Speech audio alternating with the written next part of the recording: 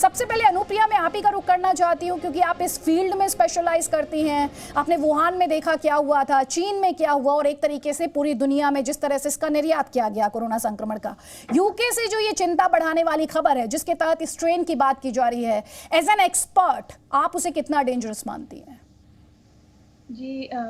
जी मैंने ये आज ही न्यूज़ में पढ़ा था कि ये स्ट्रेन म्यूटेटेड स्ट्रेन जो कि जिसके के कारण 1000 केसेस यूके में रिपोर्ट हुए हैं। तो बेसिकली ये जो वायरस है इसमें म्यूटेशन हो चुका है। लेकिन अभी इसका पता नहीं चला है कि mutation where is the mutation. So basically to happen the mutation, so it will have a reservoir. So basically it can be happen in animals. So basically if you will remember, like in Denmark, the reservoir was mink. So it's a special animal. So basically the mutation happened in that reservoir. आप हिंदी में बोलेंगी तो हमारे ज्यादा दर्शक आपको समझ पाएंगे। जी आपने पिछले कुछ समय में आपने ये न्यूज़पेपर में पढ़ा होगा कि जो डेनमार्क में एक एनिमल है मिंक, जिसको कि मिंक बोलते हैं, तो उसमें ये वायरस जाके म्यूटेशन हो गया और उससे ये वायरस फिर से ह्यूमन बीइंग में जाके स्प्रेड हुआ है। और उसकी की वजह से इसका जो रिप्रोडक्शन है, रेप्लिकेशन है, it was very much crucial. तो फिर ये जो वायरस है, ये बेसिकली आपका जो वायरस है ये जंप करता रहता है एनिमल से ह्यूमन बीइंग में। ठीक। तो जब ये जंप करता है वायरस, तो फिर ये म्यूटेशन होता है जिसकी की वजह से वायरस और ज़्यादा संक्रामक या खतरनाक हो सकता है। तो जो रही बात आपकी जो वैक्सीन की है, तो बेसिकली ये जो यूके का जो म्यूटेशन हुआ है आपके SARS-CoV-2 में, तो कुछ जो वैक्सीन हमारी जो ऑलरेडी जैसे कि आप फाइजर की वैक्सीन देख लीजिए, तो वो आपके जो स्पाइक प्रोटीन है उसको टारगेट करती है। और जो ये यूके का म्यूटेशन जो बताया जा रहा है वो भी यही दर्शाता है कि ये जो म्यूटेशन है आपका ये स्पाइक प्रोटीन में ही है। तो अब ये कहना मुश्किल है कि ये कि वैक्सीन कितनी कारगर रहेगी। और ठीक, आप कह रही हैं अभी बहुत सारे सवाल हैं जो अभी वैसे ही बने हुए हैं। डॉक्टर राकेश कुमार मिश्रा, आपसे समझना चाहती हूँ, कोरोना संक्रमण जो अपने आप में बहुत ज्यादा खतरनाक, अब ये जो स्ट्रेन जिसके बारे में बात की जा रही है और हम देख रहे हैं लगातार सोशल मीडिया पर लोग अपने कंसर्न जाहिर कर रहे हैं, बहुत सारे सवाल पूछ रहे हैं, एज अ स्पेशलिस्ट इस स्ट्रेन के बारे में कहा जा रहा है कि ये 70% ज्यादा इन्फेक्शियस है। ये सच है कि पिछले कुछ महीनों से ये यूके में ओरिजिनेट हुआ और उसके बाद वहाँ से कुछ और जगहों में पहुँचा है। और जिस रफ्तार से ये ज़्यादा पॉपुलेशन में फैल रहा है बाकी और स्ट्रेन के कंपैरिजन में, उसे जाहिर है कि ये फैलने में ज़्यादा एफिशिएंट है। इसका मतलब इन्फेक्शन तेज़ी से फैलता है लोगों में बाकी स्ट्रेन के कंपैरिजन में। लेकिन इसका ये मतलब नहीं कि ज़्यादा खतरनाक है। खतरनाक होने का अभी इसका कोई एविडेंस नहीं है, और जितना भी डेटा है उससे ये नहीं लगता कि इससे क्लिनिकल सिम्टम्स या ज़्यादा बीमारी ज़्यादा ख़राब स्थिति में लाती है या ज़्यादा लोग मरते हैं इसकी वजह से, ऐसा नहीं है।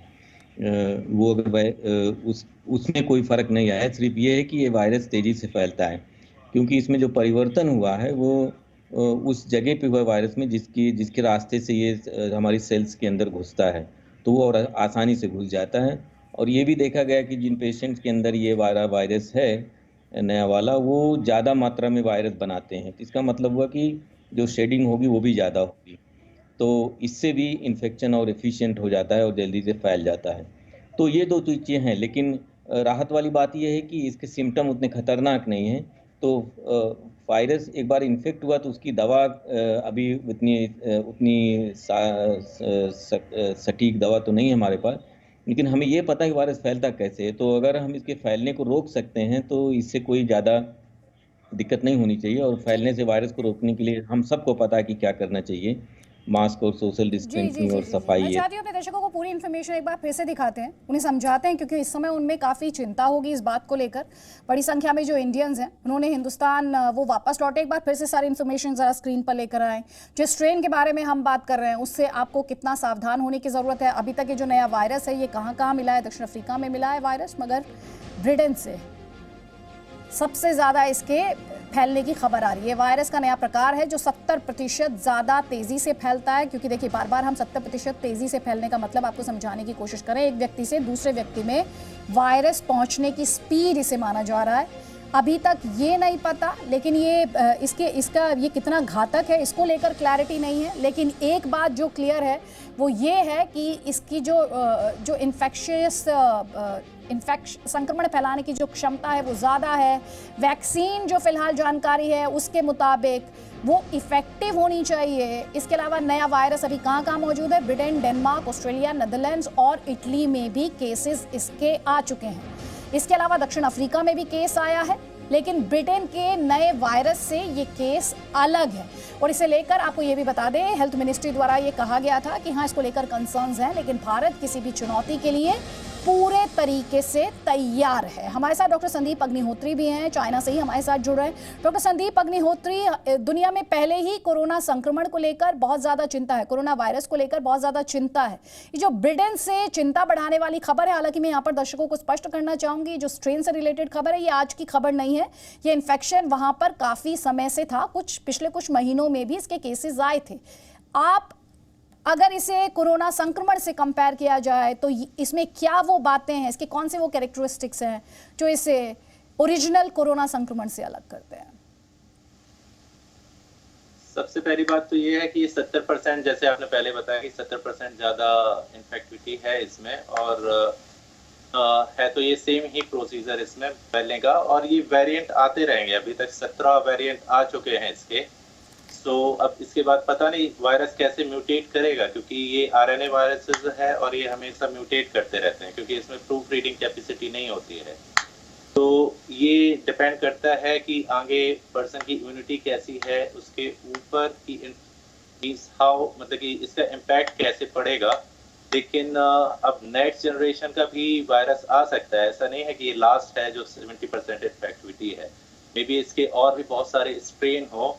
तो अभी इस पे रिसर्च चल ही रही है। अब पता नहीं, क्योंकि ये साउथ अफ्रीका, यूके वालों ने अभी अनाउंस किया है, लेकिन मे भी हो सकता है इसका एक और वेरिएंट आ जाए। लेकिन मुझे लगता है कि एक सेकंड डॉक्टर संदीप अग्निहोत्री, मैं आपसे अगर आम आदमी की भाषा में बोलूं, दिल्ली में बैठा एक छात्र अगर आपसे ये समझना चाहिए स्ट्रेन क्या है, तो बहुत ही सिंपल भाषा में, साधारण भाषा में आप उसे क्या समझाएंगे? तो ये समझाएंगे कि ये आरएनए वायरस है और इसके ऊपर कैप्सिड की प्रोटीन होती है। तो जो आरएनए वायरस है ये जब रेप्लिकेट करता है ह्यूमन सेल के अंदर, तो इसमें प्रूफ रीडिंग कैपेसिटी नहीं होती, और जो बेसेस होते हैं इसके 4 बेसेस, वो आपस में इधर उधर मींस म्यूटेट करते रहते हैं। जो डीएनए जब आप ये कहते हैं म्यूटेट करते रहते हैं, अभी थोड़ी देर पहले भी इस लफ्ज का इस्तेमाल किया गया, म्यूटेट करना होता क्या है?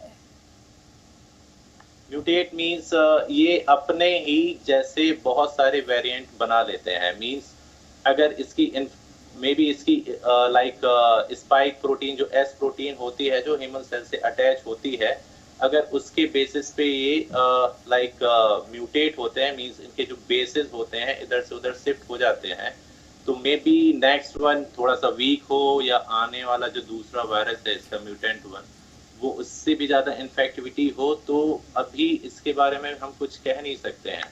बट ये है कि अभी जो वैक्सीन आई है वो भी एस प्रोटीन वायरसेस के ऊपर ही है, तो एंटीबॉडीज जो बनाएंगी तो मे बी पॉसिबल है कि वो इसके विरुलेंट को कम कर सके, मींस इसके प्रोग्रेशन को लाइक इम्यूनिटी दबा सकेगी इसको। डॉक्टर संजीव चौबे, ठीक सर।